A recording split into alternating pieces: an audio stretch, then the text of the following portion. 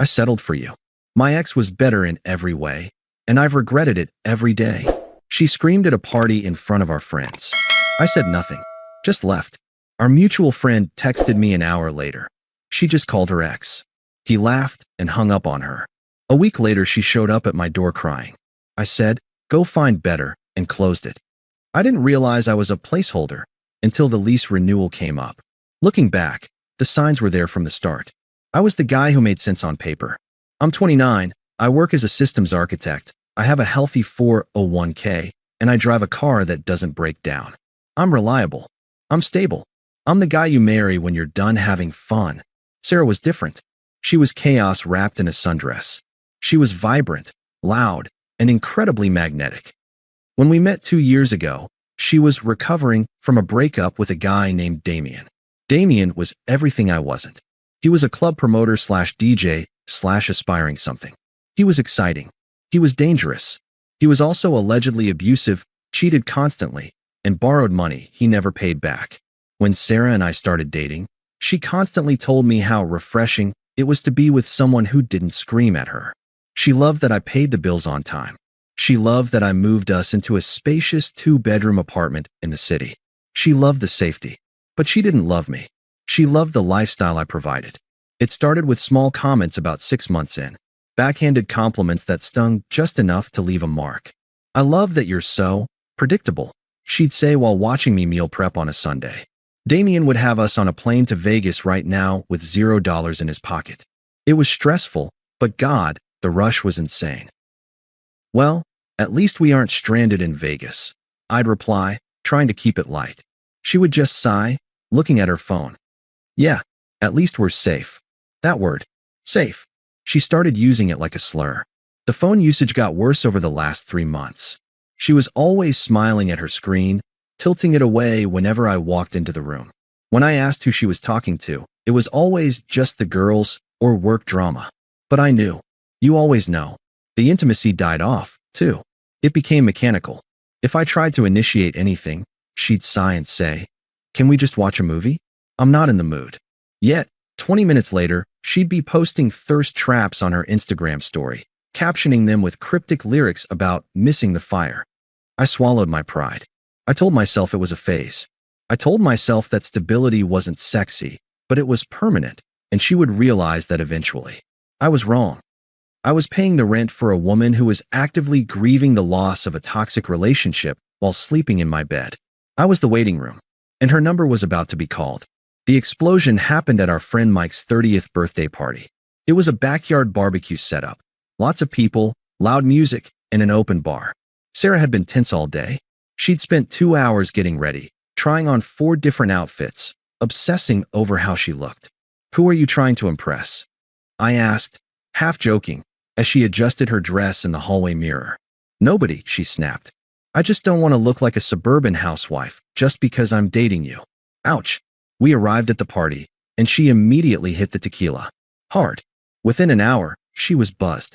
Within 2, she was sloppy. She was holding court in a circle of our friends. Mike, his fiancée Jessica, and a few others. I was standing near the grill, nursing a beer, watching her. She was glued to her phone again, texting furiously, laughing, then looking up at me with a sneer, then back to the phone. I walked over to hand her a water. "Hey," I said quietly. "Maybe slow down on the shots? We have to drive home later." She looked at the water like I had handed her poison. The conversation in the circle died down. Everyone sensed the shift. "Stop trying to control me," she slurred, her voice too loud for the close proximity. "God, you are so suffocating." "I'm not controlling you, Sarah. You're stumbling." "I'm having fun," she shouted, throwing her hands up. "Do you remember what fun is? Or did you budget that out of the spreadsheet this month?" A few people chuckled nervously. Mike stepped in. "Hey, easy, Sarah. He's just looking out for you." She spun on Mike. "Oh, shut up. You guys all think he's so great because he's a nice guy. He's boring. He's dead weight." The backyard went silent. The music seemed to fade into the background. I felt the heat rise in my neck, but I kept my voice calm. "Okay, we're leaving. Grab your purse." I turned to walk away, expecting her to follow. She didn't follow. She detonated. "I settled for you." Her scream tore through the party. Every single head turned. 30 people froze, drinks halfway to their mouths. I stopped. I turned back slowly. She was standing there, chest heaving, phone clutched in her hand like a weapon, tears of rage in her eyes. I settled, she screamed again, pointing a shaking finger at me. My ex was better in every way. He was a man. He had passion. He made me feel alive. You're nothing. You're just a paycheck and a place to sleep. The cruelty of it was breathtaking. It was so raw, so honest, that it didn't even sound like an insult. It sounded like a confession she had been holding in for 2 years. I regret it every single day, she yelled, her voice breaking. I wish I never met you. You're pathetic. The silence that followed was heavy. Our friends looked at me with a mix of horror and pity. Jessica looked like she wanted to throw up. She stood there, defiant, waiting for me to fight back. She wanted me to scream. She wanted a dramatic scene to validate her chaos. She wanted to prove that I was just as toxic as Damien, so she could feel justified in hurting me. I gave her nothing. I looked her in the eyes. I didn't frown. I didn't cry. I looked at her with the detached curiosity of a stranger watching a car crash. I reached into my pocket, pulled out the keys to my car, and held them up. Okay, I said. My voice was steady. No waver. I turned around and walked out of the backyard. Where are you going? She screeched behind me. I'm talking to you. Don't you walk away from me. I kept walking. Through the side gate. Down the driveway. Into my car. I started the engine, backed out, and drove away. I didn't look in the rearview mirror. As I merged onto the highway, the silence in the car was beautiful. I expected to feel heartbreak. I expected to feel crushed. Instead, I felt the strangest sensation wash over me. Relief. I was finally free. But Sarah? Her night was just getting started. And as I would find out an hour later, she was about to make the biggest mistake of her life. I checked into a hotel about 20 minutes away. A Hampton Inn. Nothing fancy, just quiet. I didn't turn my phone on for an hour. I sat on the edge of the bed, staring at the beige wall, waiting for the wave of sadness to hit me. But it didn't come. Instead, my brain was running the numbers. The lease was in my name. The car was in my name. The streaming services were on my card. I wasn't losing a partner. I was shedding a dependent. When I finally flipped my phone screen over, it was lit up like a Christmas tree. 14 missed calls from Sarah. 6 voicemails. But I ignored those. I opened the text from Mike, the host of the party. It was a long block of text, sent 10 minutes after I left. Mike, dude, I don't even know what to say. You need to know what happened after you drove off. It was brutal. I texted back. Tell me. 3 dots appeared. Then, the play-by-play that sealed her fate. According to Mike, Sarah didn't chase after me. She didn't cry immediately. When I drove off, the crowd turned on her. Jessica, Mike's fiancée, apparently asked her, "What the hell is wrong with you?" Sarah, fueled by tequila and arrogance, decided to double down. She couldn't handle looking like the bad guy, so she tried to pivot. She tried to convince everyone that she was the victim of a boring relationship and that she could do better instantly. She pulled out her phone. She looked everyone in the eye and said, "You guys think I need him? Please. Damien has been begging for me back for months. Watch this." She put Damien, the abusive, unstable bad boy she had compared me to, on speakerphone.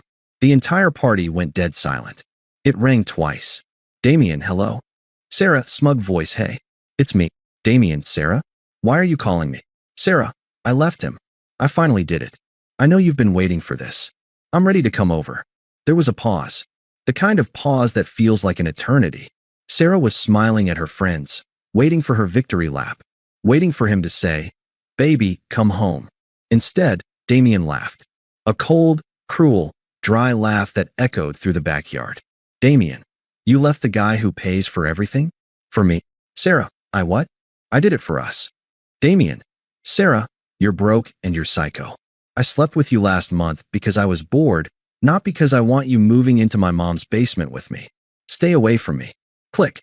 Mike said you could hear a pin drop in the grass. Sarah stood there, the dial tone buzzing in her hand. The upgrade she had thrown in my face had just publicly rejected her, called her broke, and admitted he was using her, all in under 30 seconds.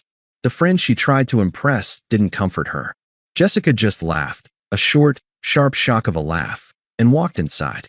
The circle dispersed. Sarah was left standing alone in the yard, holding a dead phone, realizing she had just torched her safety net for a safety net that didn't exist. I put my phone down on the hotel nightstand. I didn't smile. I didn't feel happy. I just felt vindicated. The woman who told me I wasn't enough just found out exactly what she was worth on the open market. I slept like a baby. The kind of deep, dreamless sleep you get when a fever finally breaks. When I woke up the next morning, Sunday, my phone was at 4% battery. I plugged it in and watched the notifications flood the screen. 32 missed calls. 40 texts. I scrolled through them. The evolution of her panic was fascinating to watch in real time. 10:30 p.m., Saturday, pick up the phone. 10:45 p.m., you embarrassed me leaving like that. 11:15 p.m., where are you? Come home. 12:30 a.m., Sunday, I'm sorry.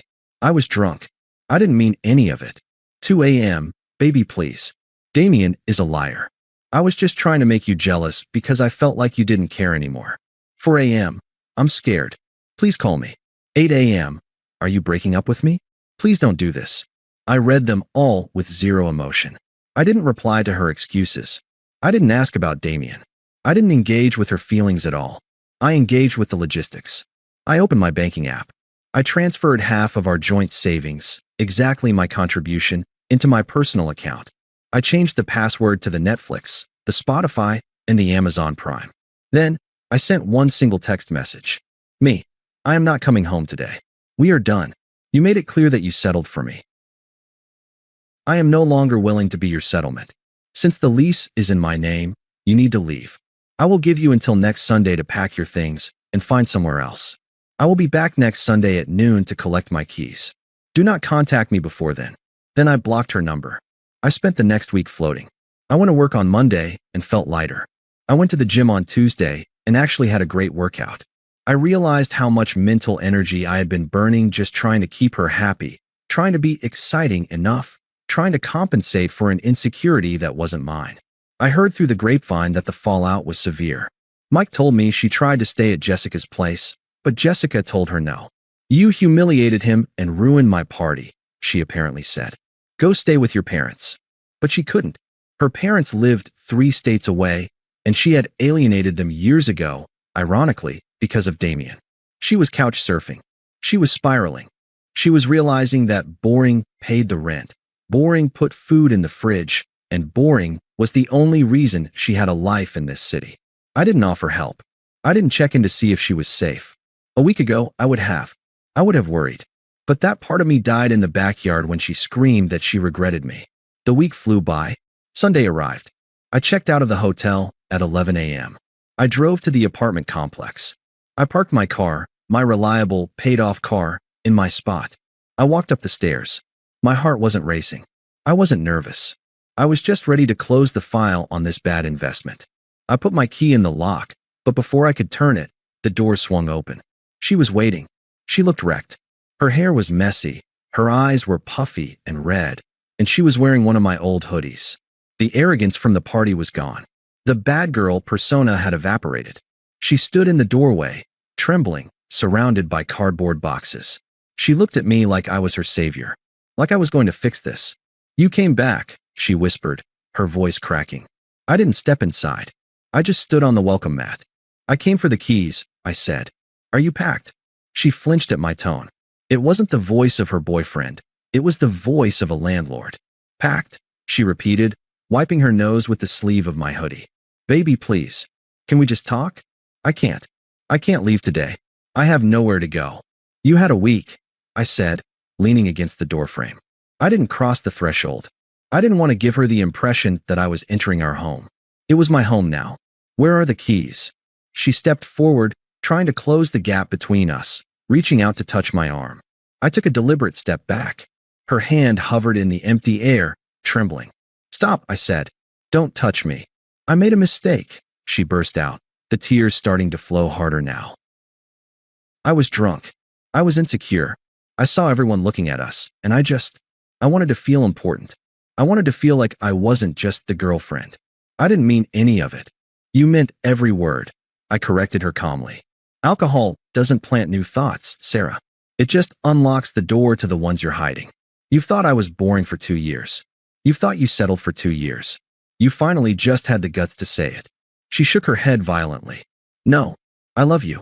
I I realized it this week. When you were gone. God, it was a nightmare.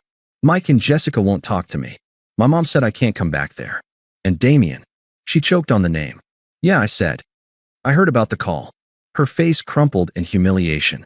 He's a monster. He laughed at me. He told me I was nothing without you. She looked up at me, eyes wide and pleading. And he was right. You're the only good thing in my life. You're the only man who ever treated me with respect. Please, don't throw away 2 years because of one bad night. It was a masterful performance. If this had happened 6 months ago, I probably would have folded. I would have hugged her, told her we'd work on it, and apologized for making her feel insecure. But I looked at her now, and I didn't see a partner. I saw a liability. I saw someone who viewed my loyalty as a weakness and my stability as a cage. I checked my watch. You have the rest of the afternoon to get these boxes into your car. If you need a U-Haul, you'll have to pay for it yourself. Her expression shifted. The sorrow evaporated, replaced by a flash of that sharp, ugly anger she had shown at the party. You're really going to do this? She spat, her voice hardening. You're going to kick me out on the street? Over words? After everything I gave you. You gave me nothing, I said simply. I gave you a home. I gave you a car. I gave you a life you couldn't afford on your own. And in return, you told the world you settled. I held out my hand, palm open, expectant. The keys, Sarah. She stared at me, her chest heaving.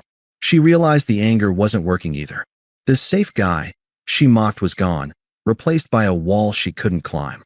She reached into the pocket of the hoodie, my hoodie, and pulled out the key ring. She slammed them into my hand, the metal digging into my palm.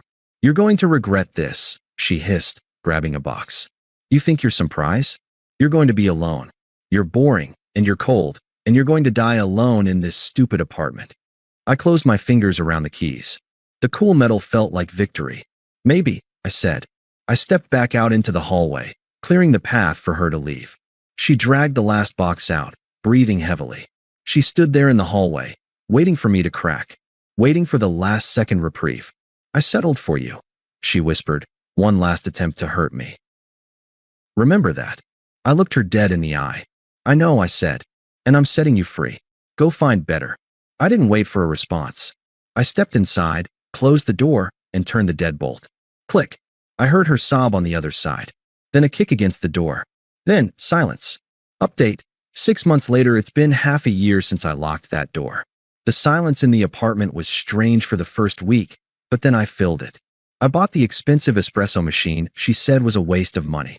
I started hiking on weekends instead of spending them at brunch places I hated. I got a promotion at work because I was actually focused, not worrying about what crisis was waiting for me at home. As for Sarah, karma works in funny ways. I ran into Mike a few weeks ago.